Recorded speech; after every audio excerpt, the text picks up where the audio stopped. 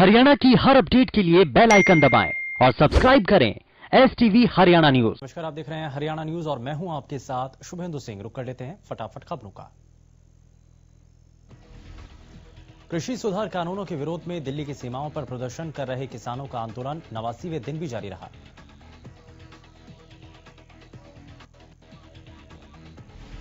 किसान लगातार अपनी मांगों को लेकर डटे हैं। वहीं दिल्ली पुलिस ने आज भी सिंगू, टीकरी और गाजीपुर बॉर्डर बंद रखा, जिससे लोगों को आवाजाही में परेशानी हुई।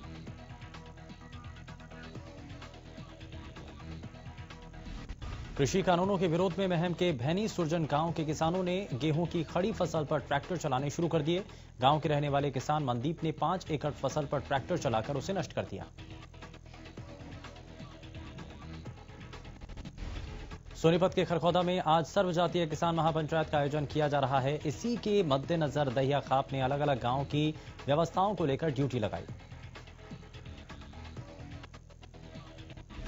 खरखौदा में हो रही महापंचायत में राकेश टिकैत ने शिरकत की। इस दौरान भारी संख्या में ग्रामीण पहुंचे, साथ ही उनके खाने की व्यवस्था का भी इंतजाम किया गया।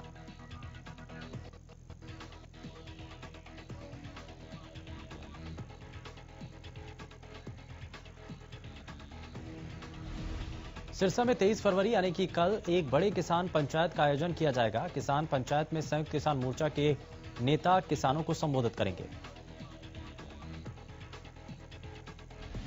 किसान नेता प्रहलाद सिंह भारूखेड़ा ने पूरे मामले की जानकारी दी और कहा कि 23 फरवरी को सिरसा के दशहरा ग्राउंड में किसान पंचायत का आयोजन होगा, जिसमें सिरसा के अलग अलग गांव से हजारों की संख्या में किसान पहुंचेंगे। शहीद भगत सिंह के चाचा सरदार अजीत सिंह के जन्मदिवस पर किसान पंचायत का आयोजन होगा। कार्यक्रम को लेकर पूरी तैयारी की जा रही है। कार्यक्रम में लोगों के लिए लंगर की व्यवस्था भी की जाएगी।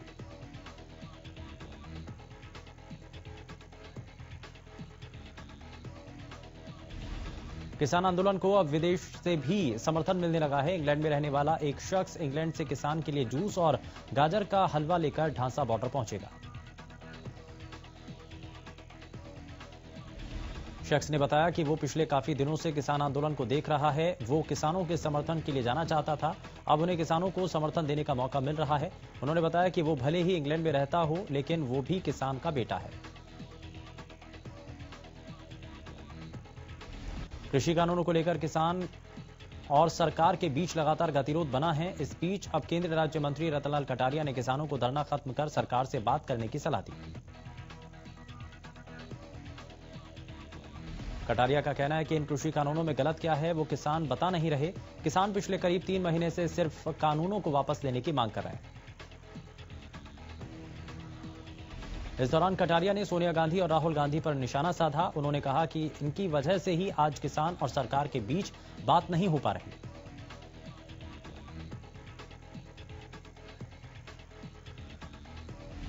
किसान आंदोलन के बीच कृषि मंत्री जेपी दलाल का बयान सामने आया। जेपी दलाल ने कहा कि सरकार किसान आंदोलन को बातचीत के जरिए हल करने को तैयार है। कृषि मंत्री जेपी दलाल ने कहा कि बीजेपी नेताओं का विरोध किसानों को नहीं बल्कि कांग्रेस को इससे फायदा होगा।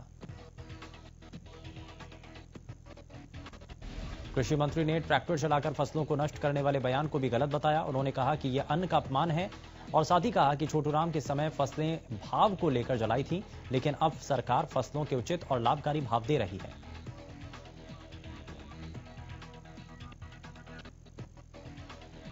कृषि मंत्री जेपी दलाल ने साफ किया कि सरकार किसानों की भलाई, फसलों के उचित भाव देने के साथ SYL के लिए प्रयास कर रही है और किसान आंदोलन का जल्द समाधान चाहती है। इसके लिए किसानों से भी सहयोग की मांग की। प्रदेश में कोरोना के मामलों में गिरावट का दौर शुरू होने के बाद अब प्रदेश में तीसरी से 5वीं कक्षा तक स्कूल खोलने की तैयारी है। छठी से 12वीं तक स्कूल खोले जाने के बाद अब प्रदेश में तीसरी से 5वीं के बच्चों को स्कूलों में ऑफलाइन पढ़ाई की तैयारी है। अभी तक की योजना के अनुसार अगर सब कुछ ठीक रहा तो 1 मार्च से इन कक्षाओं में नियमित पढ़ाई शुरू हो जाएगी और इस संबंध में शिक्षा विभाग के प्रस्ताव पर प्रदेश सरकार ने मुहर लगा दी है।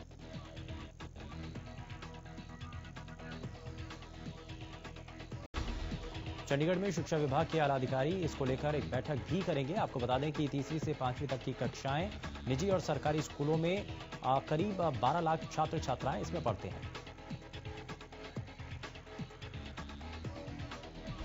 कोरोना काल से बंद पड़े स्कूलों को खोले जाने की मांग को लेकर फतेहाबाद जिले के स्कूल संचालकों ने प्रदर्शन किया। लघु सचिवालय में एकत्रित होकर के स्कूल संचालकों ने सांकेतिक प्रदर्शन कर उपायुक्त के माध्यम से सरकार के नाम एक ज्ञापन भी सौंपा। जिला प्राइवेट स्कूल एसोसिएशन के बैनर तले इकट्ठा हुए दर्जनों स्कूल संचालकों ने नारेबाजी करते हुए सरकार से पहली कक्षा से स्कूल खोले जाने की मांग की है। स्कूल संचालकों का कहना था कि पिछले 1 साल से स्कूल बंद हैं, जिससे न केवल बच्चों की शिक्षा खराब हो रही है बल्कि स्कूल से जुड़े हर व्यक्ति बेरोजगारी की मार झेल रहे हैं। साथ ही कहा कि हालांकि सरकार ने कक्षा 6 से स्कूल खोले जाने की अनुमति दी है, लेकिन छोटी कक्षाओं के बच्चे शिक्षा से वंचित हो रहे हैं।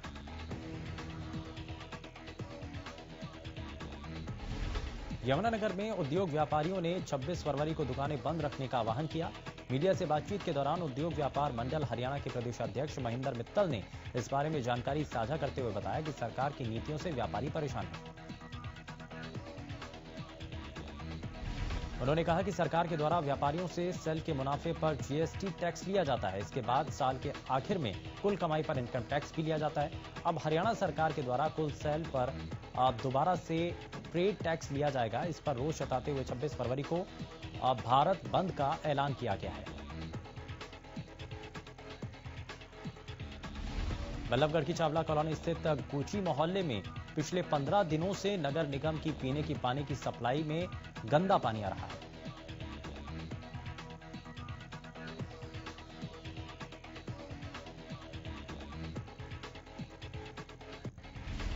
स्थानीय लोगों ने बताया कि उन्होंने कई बार निगम अधिकारियों से शिकायत की, लेकिन आश्वासन ही मिला है। अभी तक इसका कोई भी समाधान नहीं निकला।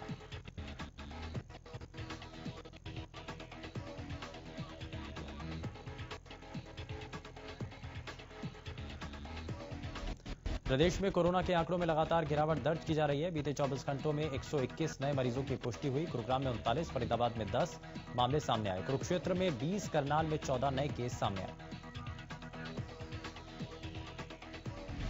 प्रदेश में अब तक 3042 मरीजों की मौत के मामले सामने हैं। इसी के साथ प्रदेश में अब तक कुल 2,69,730 केस सामने आ चुके हैं। प्रदेश में एक दिन में 76 मरीजों ने कोरोना को मात दी। इसके साथ ही अब तक 2,65,000 से ज्यादा मरीज महामारी से ठीक हो चुके हैं। स्वास्थ्य महानिदेशक डॉक्टर सूरजभान कंबोज का कहना है कि अन्य प्रदेशों में बढ़ते कोरोना के मामलों को देखते हुए यहां भी सतर्कता बढ़ाई गई है।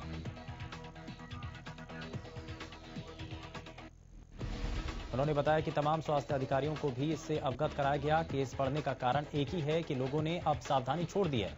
संक्रमण रोकने के लिए पहले की तरह से सावधानी बरतनी होगी।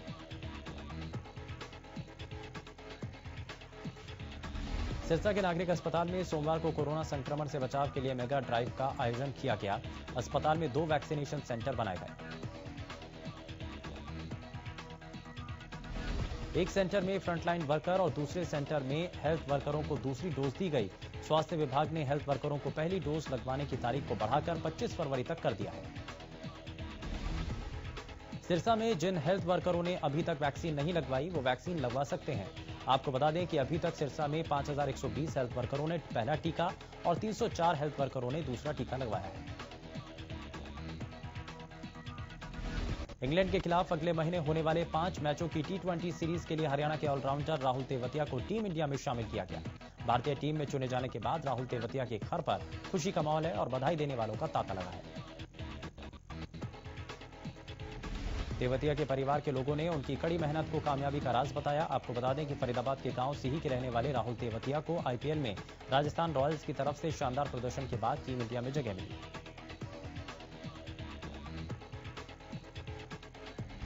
आईपीएल के पिछले सीजन में वेस्टइंडीज के शेल्डन कॉटरेल के 1 ओवर में 5 छक्के जड़कर तेवतिया ने अपनी टीम को शानदार जीत दिलाई थी।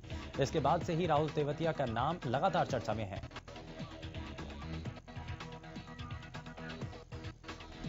जाखल में नगरपालिका अध्यक्ष पद को लेकर लाए गए अविश्वास प्रस्ताव पर मंगलवार को वोटिंग होनी है, जिसे लेकर प्रशासन भी पूरी तरह से सतर्क नजर आ रहा है। प्रशासन की तरफ से नगरपालिका कार्यालय के दोनों तरफ बैरिकेडिंग की जाएगी और अविश्वास प्रस्ताव के दिन किसी भी शख्स को कार्यालय के आसपास जाने नहीं दिया जाएगा। आपको बता दें कि अविश्वास प्रस्ताव को लेकर पहले भी बागी पार्षदों द्वारा 2 बार अविश्वास प्रस्ताव लाया गया था, जिसे लेकर सबसे पहले अविश्वास प्रस्ताव में अध्यक्ष पद को पंजाब हरियाणा उच्च न्यायालय से राहत मिलने पर अध्यक्ष पद की कुर्सी बरकरार रही थी और उपाध्यक्ष पद की कुर्सी चली गई थी। नगर पालिका अध्यक्ष पद की खींचतान को लेकर शहर के कुल 13 वार्डों में से 12 पार्षद अध्यक्ष पद की कुर्सी को लेकर अविश्वास प्रस्ताव लेकर आए। बहादुरगढ़ में अवैध कॉलोनियों का जाल फैलता जा रहा है। अवैध कॉलोनियों में सीवर लाइन भी डाली जा रही है और धड़ल्ले से अवैध निर्माण हो रहा है। सामाजिक कार्यकर्ता जिले के आला अधिकारियों पर अवैध कॉलोनाइजरों से मिलीभगत के आरोप लगा रहे हैं। झज्जर रोड पर करीबन 5 एकड़ में अवैध कॉलोनियां बसाई जा रही हैं, लेकिन प्रशासन का इस ओर ध्यान नहीं। देश में कोरोना काल में बंद हुई ट्रेनों ने एक बार फिर पटरियों पर वापसी की है और प्रदेश में 11 महीनों से बंद पड़ी रेलवे ने एक बार फिर से परिचालन शुरू किया है। स्थिति को देखते हुए सिर्फ EMU शटल का संचालन पलवल से गाजियाबाद तक शुरू किया। इस शटल के शुरू होने से दैनिक यात्री काफी खुश नजर आ रहे हैं। साथ ही उन्होंने रेलवे विभाग से और भी ट्रेन शुरू करने की मांग की। देश में कोरोना महामारी की रफ्तार थमने और वैक्सीनेशन शुरू होने के साथ ही ट्रेनों की संख्या में बढ़ोतरी होने लगी है। भारतीय रेलवे ने अनारक्षित पैसेंजर ट्रेनें शुरू की, जिससे प्रतिदिन ट्रेन में सफर करने वाले यात्रियों को राहत मिलेगी।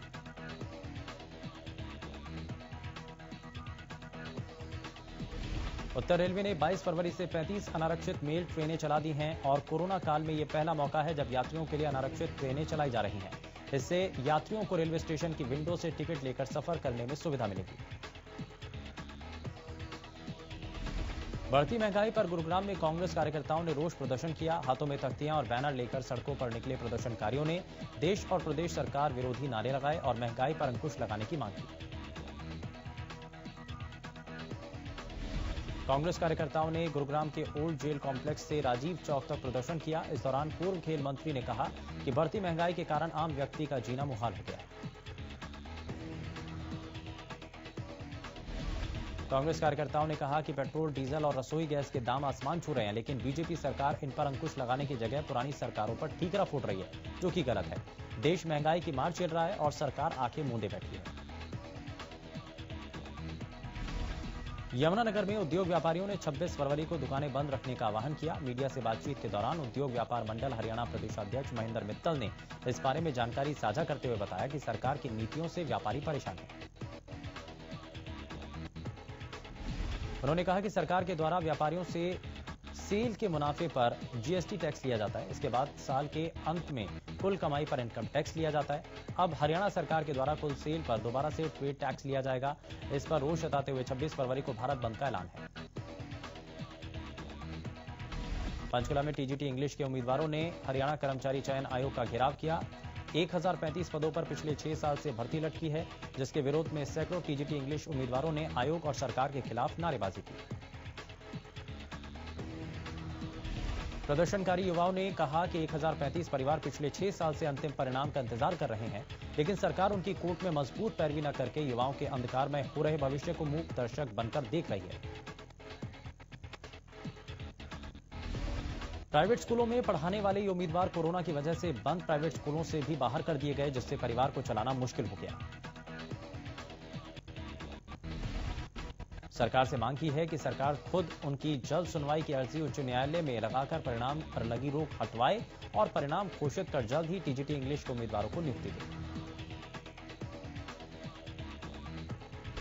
भिवानी में यातायात को सुचारू रूप से चलाने के लिए पुलिस अधीक्षक अजीत सिंह ने यातायात प्रबंधक के साथ बैठक की। इस दौरान सभी को निर्देश दिए गए कि यातायात नियमों को लेकर सख्ती बरती जाए।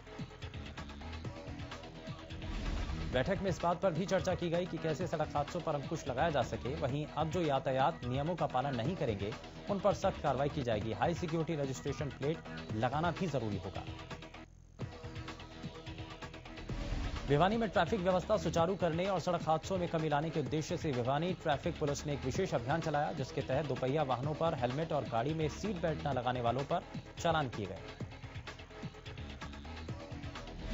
कैथल में रोडवेज विभाग के राज्य कार्यालय की तरफ से एक पत्र जारी करते हुए सभी रोडवेज सीएम को भेजा गया, जिसमें आदेश जारी किए गए कि बस चलाते समय कोई भी चालक मोबाइल फोन इस्तेमाल न करे और न ही परिचालक मोबाइल पर बात करे।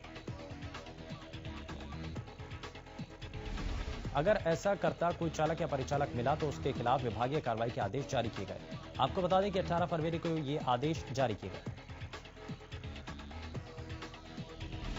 मोबाइल फोन इस्तेमाल करने की वजह से बस दुर्घटनाओं की आशंका बनी रहती है। चेकिंग स्टाफ को भी निर्देश दिए गए कि बसों की चेकिंग करते समय इस बात का ध्यान रखें, अगर चालक मोबाइल पर बातचीत कर रहा है तो उसकी रिपोर्ट कार्यालय में दें ताकि उसके खिलाफ कार्रवाई हो।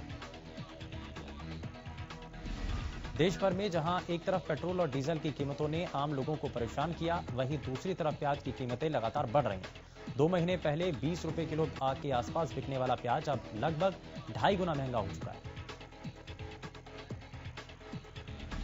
मंडी कारोबारियों का कहना है कि पिछले 4 दिनों में कुछ सब्जी की आवक पर असर पड़ा। अपना घाटा पूरा करने के लिए थोक के अलावा फुटकर व्यापारियों ने सब्जियों के दामों में बढ़ोतरी कर दी। पानीपत की सब्जी मंडी में भी महंगाई का असर देखा गया।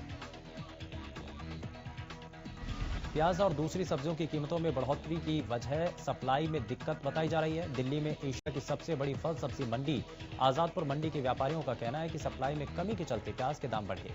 इसके अलावा बारिश के चलते प्याज की आवक प्रभावित हुई, जिससे इसके भाव चढ़े हैं।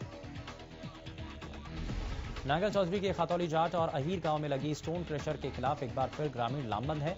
एनजीटी में याचिकाकर्ता तेजपाल यादव के नेतृत्व में नांगल चौधरी के अंदर लगे स्टोन क्रशर को लेकर गांव खातौली जाट में पंचायत हुई।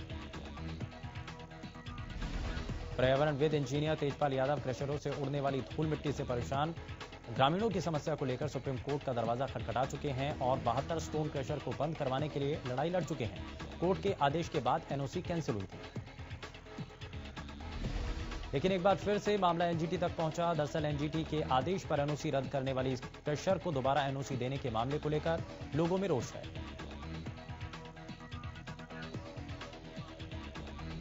कनीना में दुकानों को टूटने से बचाने के लिए दुकानदारों का अनिश्चितकालीन धरना 14वें दिन भी जारी रहा। पंचायत समिति की जमीन पर बनी 154 दुकानें 14वें दिन भी बंद रहीं।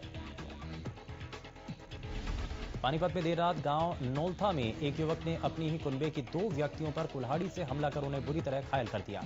इस घटना से गांव में दहशत का माहौल है। घायल सोनू के भाई राकेश ने बताया कि उसका भाई सोनू खेत से वापस आ रहा था तो आरोपी अंकित ने उस पर कुल्हाड़ी से हमला कर दिया। सोनू के सिर में गंभीर चोटें आईं। वहीं आरोपी अंकित ने बुजुर्ग और रिश्ते में दादा के भाई दिलीप सिंह पर भी कुल्हाड़ी से 3 बार वार की। वारदात को अंजाम देने के बाद आरोपी मौके से फरार हो गया। बताया जा रहा है कि जिस समय अंकित ने इन वारदातों को अंजाम दिया वो नशे में था। घायल के परिजनों के बयानों के आधार पर पुलिस ने मामला दर्ज कर आरोपी की तलाश शुरू कर दी है।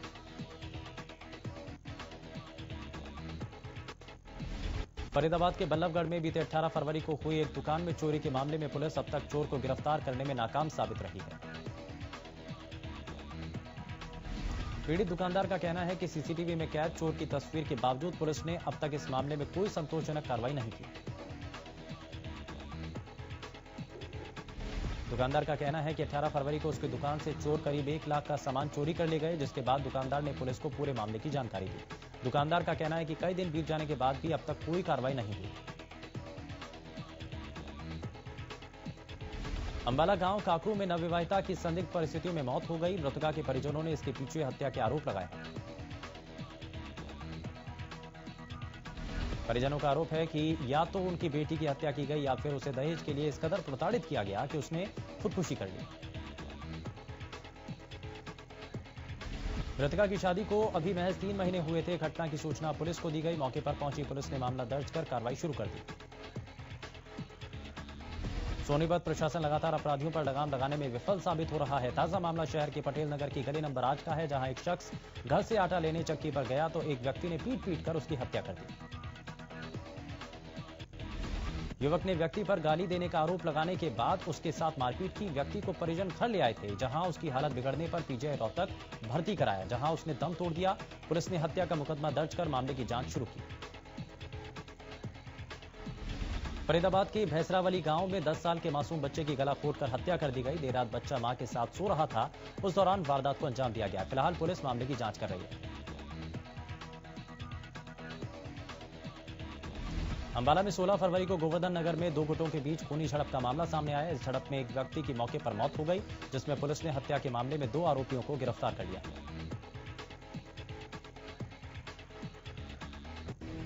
इस मामले में मृतक के परिजनों ने वार्ड नंबर 14 के नव निर्वाचित पार्षद रूबी सौदा के परिवार पर हत्या के आरोप लगाए थे। गिरफ्तार किए गए 2 आरोपियों में से मौजूदा पार्षद का पति और दूसरा उसका देवर है। मामले की जानकारी देते हुए एसएचओ ने बताया कि मुख्य आरोपी को घटना के दिन ही गिरफ्तार कर लिया गया था, जिसके बाद उसको 3 दिन के रिमांड पर लिया गया।